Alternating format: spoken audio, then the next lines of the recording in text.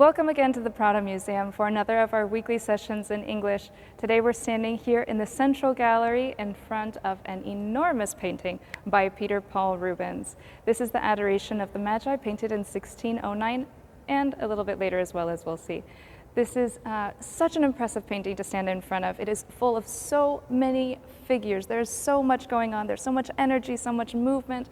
We have flowing fabrics and glittering jewels and billowing smoke. This is a feast for the eyes, and you can just get lost in this magnificent theater that Rubens has designed here. It's wonderful to stand here and so impressive. Rubens, for much of the 17th century, was the most important and one of the most successful painters in Europe. And the city of Antwerp, where Rubens was from, commissioned this painting from him in 1609. And he was about 30 years old then, so he was still a fairly young painter and establishing his career. And this painting was really one of the first of his really important commissions. So it's interesting to see how a young Rubens has taken on this challenge and this exciting opportunity. And if we look closely, we can see one of the fascinating details of this painting, because this painting has a really great story behind it. And if we look here at the top, we can see that there's a seam that runs horizontally across the painting, and another one down the right side here.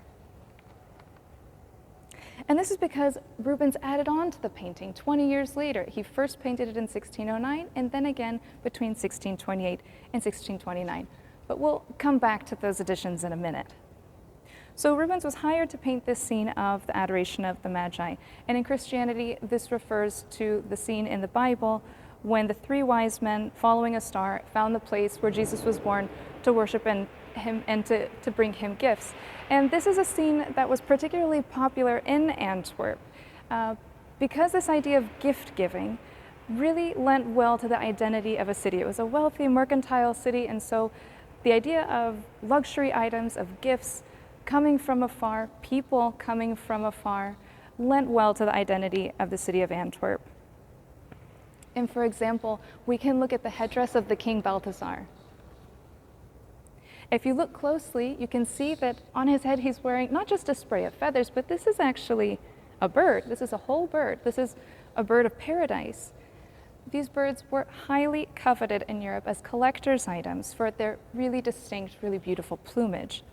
They were exotic and they were very expensive, and well, as an extra bit of information, it's interesting to know that the way that they were preserved actually, to get them to Europe, the way that they were preserved involved removing their feet. And so when they arrived in Europe, people normally saw them as birds that didn't have feet, and this gave rise to the legend that birds of paradise spent their entire lives in flight.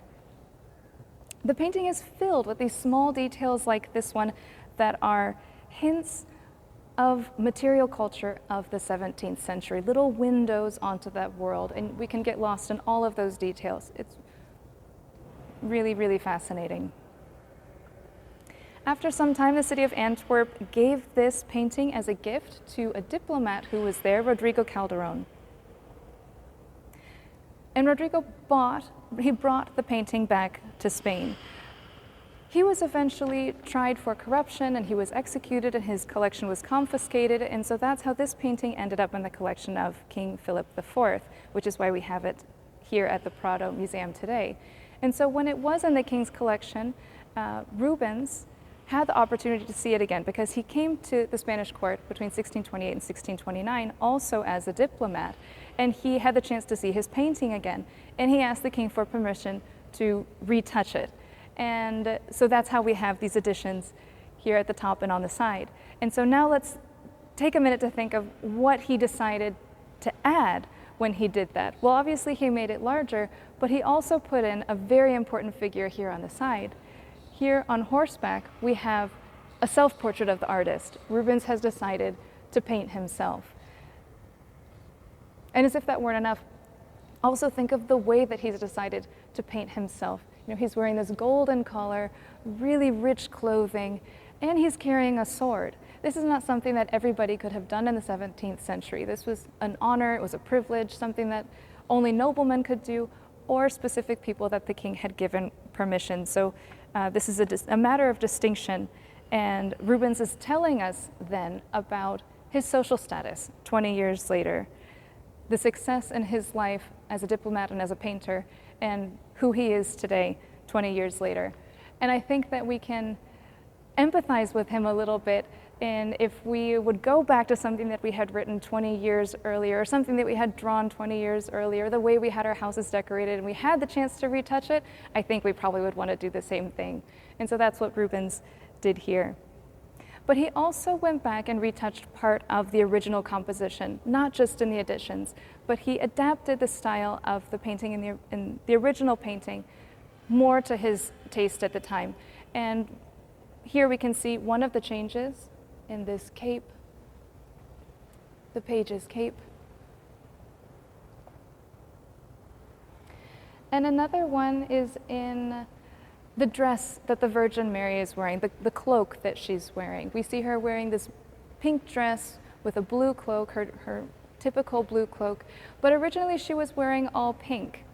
And if we get close, we can actually see that as the paint wears off, that there is another layer of pink underneath it. And we also know this because aside from the studies, the technical studies that have been done on this painting here,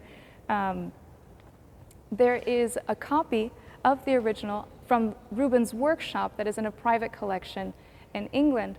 And that gives us the unique opportunity of seeing how the original looked when it left Rubens' workshop. So it's a fascinating painting that you can get lost in those little details and also in the entire composition. So thank you for joining me again for another weekly sessions in English, and we'll see you next Wednesday for more.